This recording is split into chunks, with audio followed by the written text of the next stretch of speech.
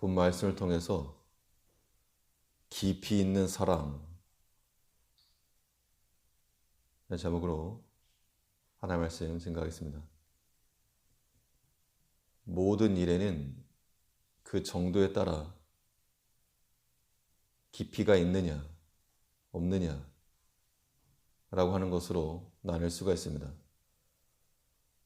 그래서 같은 일을 해도 마음을 기울여서 하는 것과 그냥 하는 것, 여기에는 그 과정이나 결과에서 차이가 나게 마련인데, 우리가 하나님을 사랑한다라고 하는 그 면에 있어서도 관계 유지하는 것, 관계 유지하는 정도로 만족하는 사람이 있고, 더 깊이 더 큰 관계를 만들어가는 사람이 있다는 겁니다. 사랑의 차이입니다. 깊이의 차이인 겁니다. 그러면 하나님을 향한 더 깊이 있는 사랑이라고 하는 것이 우리에게서는 어떠한 모습으로 나타나겠는가? 오늘 본 말씀을 통해 살펴보면 먼저는 하나님의 얼굴을 구하는 자가 되어야 됩니다. 하나님을 사랑한다라고 말을 하는데 더 깊이 있게 하나님을 사랑한다는 것은 그의 얼굴을 구하는 겁니다. 사랑하는 마음이 깊어지게 되면 반복적으로 이루어지는 그 일들이 번거로움이나 혹은 수고함으로 바뀌지 않습니다. 찾고 또 찾게 되는 것이 사랑이 깊어질수록 나타나는 현상인데, 우리가 주를 사랑하면 사랑할수록 더욱 주를 찾고 그 말씀을 가까이 하는 것이 하나님의 사랑의 특징이라고 그랬습니다. 135절을 보면 주의 얼굴로 주의 종에게 비치시고 주의 율례로 나를 가르치소서. 빛과 어둠이 공존할 수 없는 것 같이 죄를 범하는 것과 또 하나님 섬기는 것, 이걸 동시에 할 수가 없습니다. 사람이 죄를 범하면 가장 먼저 나타나는 특징이 무엇인가 하면 하나님을 피하는 겁니다. 숨고. 아담이 선악과를 먹은 후에 가장 먼저 한 것이 하나님의 낯을 피해 숨은 거였습니다. 범죄한 마음이라고 하는 것은 우리 영혼의 담력을 다 잃게 하기 때문에 하나님의 보좌 앞에 나아갈 수 없게 만듭니다. 그럼 우리 믿는 성도들은 죄를 버리고 또 악한 길을 버려야 마땅한 겁니다. 만일 우리가 그 죄악된 행실을 버리지 않고 여전히 가지고 있으면 어떻게 되는가? 하나님이 떠나시는 겁니다. 우리가 하나님의 얼굴을 구한다는 것이 어디 가가지고 하나님을 찾는다는 것이 아니고 하나님께서 우리를 주목하실 만한 그러한 아름다운 신앙 인격으로 만들어져 가는 것을 의미하는 겁니다. 이것이 우리의 신앙의 적극성과 피동성을 동시에 보여주는 것인데, 주의 얼굴을 적극적으로 찾는 것은 다름 아닌 하나님이 찾으실 만한 그러한 믿음의 인격을 소유하는 데 있습니다. 하나님께서 다윗을 보셨을 때 내 마음에 합한 자라고 하셨고, 또 욥을 보시면서 그만한 자가 없다. 하나님을 섬기는데 그만한 자가 없다. 자랑까지 하셨는데 이것이 곧 하나님의 얼굴을 구하는 자, 하나님을 더 깊이 사랑하는 자들의 모습인 겁니다. 우리 가끔 공공 장소에서 다른 사람의 시선은 아랑곳하지 않고 자기 하고 싶은 대로 행동하는 사람들을 보게 되는데, 자기 하고 싶으니까 하는 겁니다. 그러나 주변의 사람들은 생각지도 않은 상당히 무리한 것이고,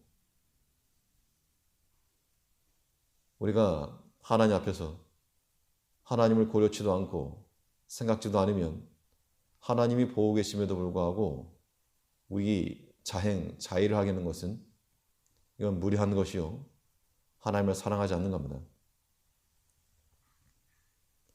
하나님께서 우리의 삶을 보시면서 흡족해 하실 만한 모습이면 하나님 사랑하며 사는 것이고, 그 반대로 우리가 보기 싫은 뉴스가 있으면 채널을 돌리거나 꺼버린 것 같이 하나님께서 우리를 보시면서 눈을 돌리시는 그러한 일이 발생해서 안 되겠습니다. 잠언 8장에서는 나를 사랑하는 자들이 나를 사랑을 입으며 나를 간절히 찾는 자가 나를 만날 것이라 그랬습니다. 하나님을 사랑하는 것은 하나님의 사랑을 입는 것과 동요라고 우리가 생각을 하고, 어떻게 주를 사랑할 것인가? 하나님이 사랑하실 만한 그 삶과 그 믿음의 인격을 가지고 하나님의 얼굴을 구하며 그 유일례를 찾고, 단지 관계 유지 정도로서 하나님이 아닌 더 깊이 있게 하나님의 사랑과 은총과 우리를 향하신 그 뜻을 알아감으로 기쁨으로 살아갈 수 있는 우리가 되어야 되겠습니다. 또 하나님을 향해서 더 깊이 있는 사랑을 나타낸다는 것, 어떤 모습으로 나타나는가? 우리는 주의 말씀을 자신의 살과 같이 여기는 자가 되어야 되겠습니다. 날카로운 칼이나 혹은 종이에 살짝 베이기만 해도 따끔하고 때로는 피가 나서 통증이 오게 되어 있습니다. 우리가 만일 그림책이나 다른 사람이 하는 그런 장면을 보게 되면 아프지가 않은 겁니다. 나는 피가 나건 어쩌건 붕대를 감았건 어쩌건 난 아프지 않은데, 만일 내 손이 베게 되면 그건 아픈 겁니다.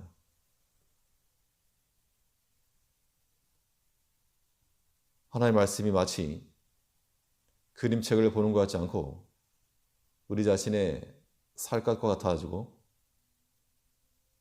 그 말씀이 준행되지 않거나 땅에 떨어지게 되면 그때 우리 영혼은 고통스러워하는 겁니다. 이것이 주를 사랑하고 그 말씀을 귀히 여기는 자들의 모습이요, 반대로 주의 말씀이 순종되지도 않고 우리 삶 가운데서 지켜지도 않았는데 아무런 감흥이 없다는 것, 그것은 주의 말씀이 남의 살인 겁니다.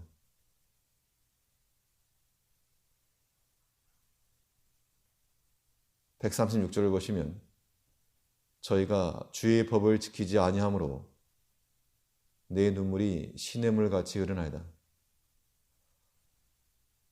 인간적인 사랑이라고 하는 것도 그 사랑이 깊어지게 되면 사랑하는데 아픈 겁니다.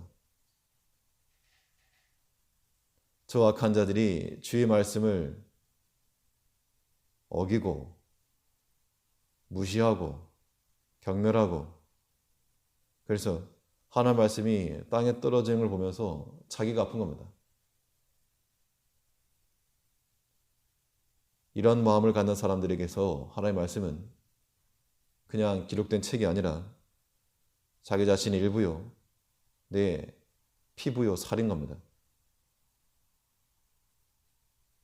남이 주의 말씀을 버려도 시냇물같이 눈물이 흐르는 사람이 있는데, 우리는 우리 스스로가 자해하는 것 같이 주의 말씀을 없이 여기고 쉽게 버리진 않는지 우리 자신을 돌켜봐야 되겠습니다.